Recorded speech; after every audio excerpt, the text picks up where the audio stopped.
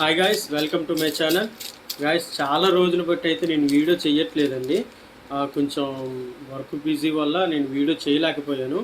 అయితే ఈరోజు ప్రధానంగా ఈ వీడియో చేయడానికి గల కారణం, మనకి కూటమి ప్రభుత్వం ఎన్నికల ప్రచారంలో అతి ముఖ్యమైన హామీ అయితే ఇచ్చింది. అదేంటంటే మరి ఉచిత బస్సు ప్రయాణం, మహిళలు ఎవరైతే ఉన్నారో వాళ్ళకి ఉచిత బస్సు ప్రయాణం అనేది ఇస్తానన్నారు. అయితే దానికి తగ్గట్టుగానే సమీక్షలు అయితే జరిగాయి. కొన్ని కమిటీలు వేశారు. ఆ కమిటీలు తెలంగాణ, కర్ణాటకలో ఉచిత బస్సు ప్రయాణం ఏ విధంగా జరుగుతుంది, అది ఏంటి అనేది కొన్ని సమీక్షలు అయితే జరిగాయి. కొన్ని విషయాలు అయితే తెలుసుకున్నారు. అయితే దాని మీద అది జరిగిన తర్వాత ఈరోజు అనగా బుధవారం సీఎం గారి సమక్షంలో ఈరోజు సమీక్ష జరగనుంది. ఈ సమీక్షలో మనకి పూర్తిగా మహిళలకి ఎప్పటి నుంచి ఉచిత బస్సు ప్రయాణం అనేది కంప్లీట్గా చెప్పేస్తున్నారు. అయితే అన్న, మనకి ఉచిత బస్సు ప్రయాణం అవసరమా మనకి ఇప్పుడు అనుకుని, మనకు కాదు కదా, లేడీస్ కదా అనుకుని అనొచ్చు.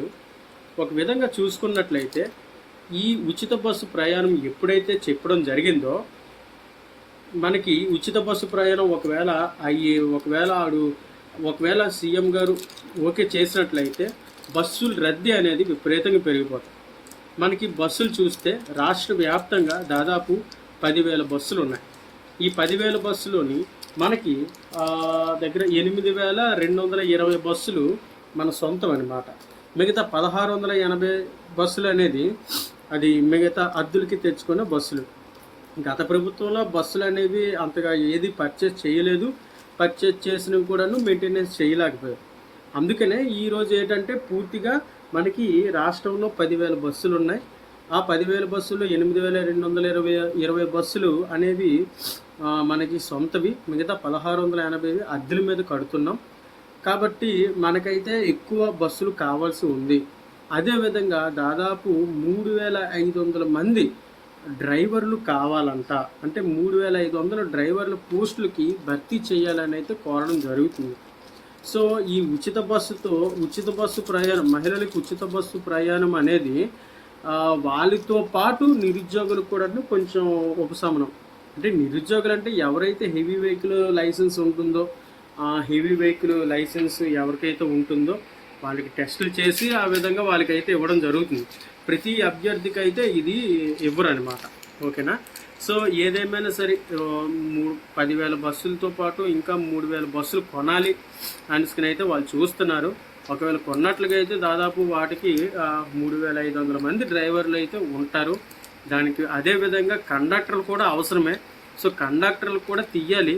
ఎందుకంటే ఏపీఎస్ఆర్టీసీ నుంచి చాలా కాలం అయిపోయింది, ఒక్క నోటిఫికేషన్ కూడా రిలీజ్ చేయలేదు. సో ఈసారి మనం చూద్దాం ఏ విధంగా జరుగుతుందో. ఈరోజు సమీక్షలోని తెలుస్తుంది. అన్నట్టు ఇంకో విషయం అండి, దాదాపు 250 కోట్లు దాదాపు, అంటే ఎవ్రీ మంత్ 250 కోట్లలోని దాదాపు మనకి రాష్ట్రం ఏంటంటే 25% ప్రభుత్వం తీసుకుంటుంది. అయితే 25% అంటే 125 కోట్లు అనేది ప్రభుత్వం తీసుకుంటుంది. సో ఇప్పుడు ఏం జరుగుతుందంటే ఈ 125 కోట్లు తీసుకోవడానికి వీలు లేదు. ఎందుకంటే ఏపీఎస్ఆర్టీసీని మనం పోషించాలంటే ఈ 125 కోట్లు మనకు అవసరం ఉండకూడదు.